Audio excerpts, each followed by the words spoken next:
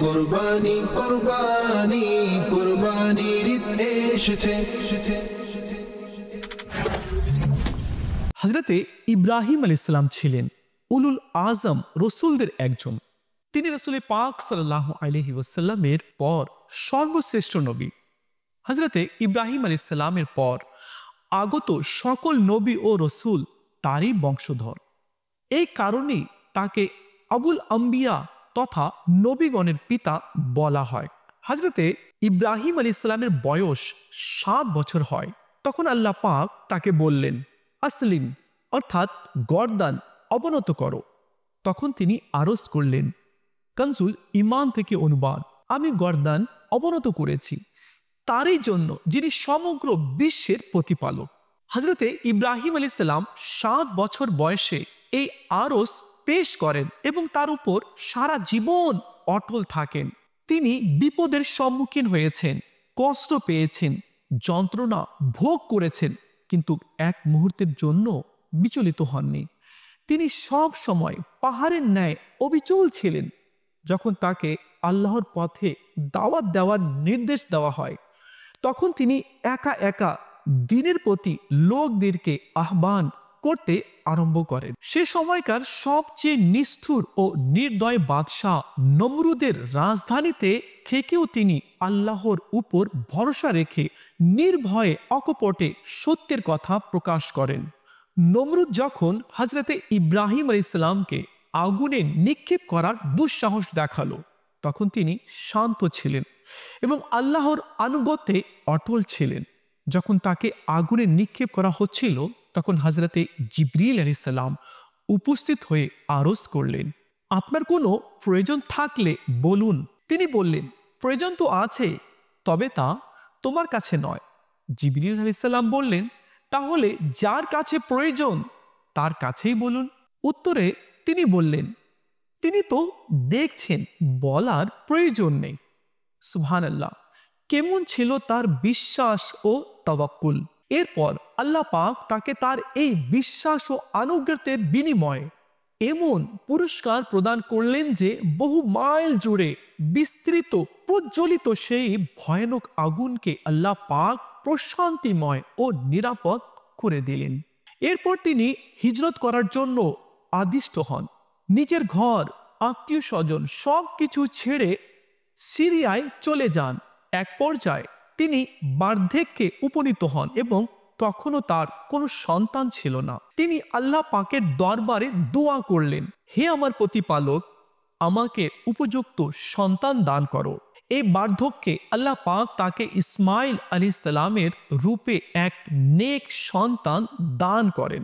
তখনও তিনি দুধ পানকারী শিশু ছিলেন। এমন সময় হুকুম হলো, হে ইব্রাহিম, শিশু সন্তান ও তার মাকে মক্কা মুকাররমায় রেখে আসুন। কি অপূর্ব আনুগত্যের উদাহরণ!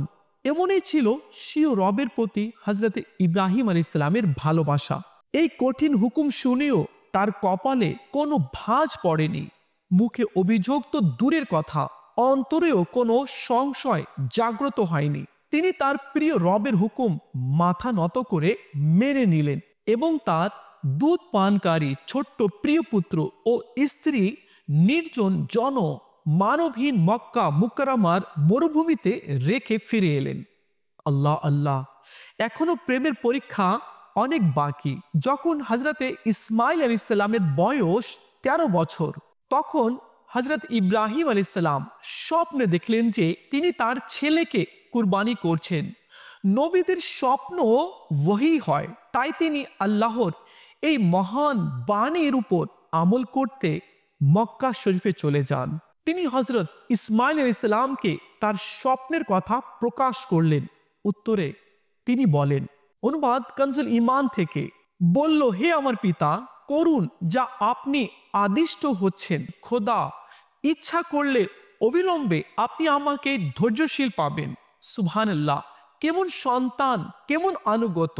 আল্লাহু আকবার। হযরত ইব্রাহিম আলাইহিস সালাম তার প্রিয় সন্তানকে সঙ্গে নিয়ে মিনার প্রান্তরে যান, তাকে শুয়ে দেন, গলায় ছুরি চালান।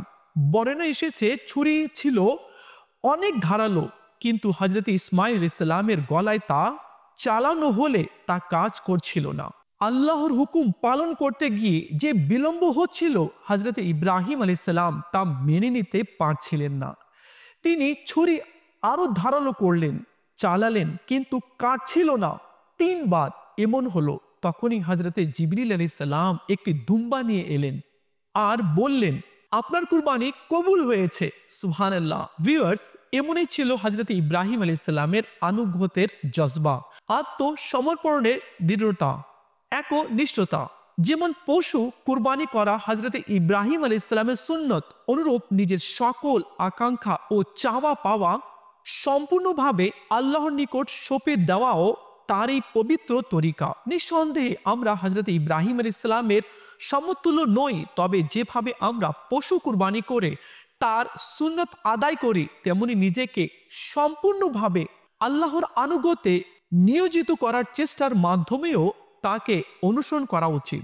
গৌসে পাক শেখ আব্দুল কাদের জিলানী রাহমাতুল্লাহি তাআলা আলাইহি বলেন, মুমিন বান্দা কেন বা কিভাবে জিজ্ঞেস করে না, সে দেখে কে আদেশ দিয়েছে।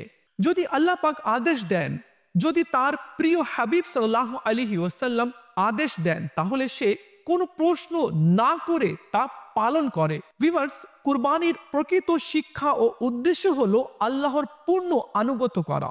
কেন কিভাবে প্রশ্ন না করে শরীয়তের আদেশ মেনে চলা, নফসের কুপ্রবৃত্তি থেকে বাঁচা, আত্মশুদ্ধির দিকে মনোযোগ দেওয়া।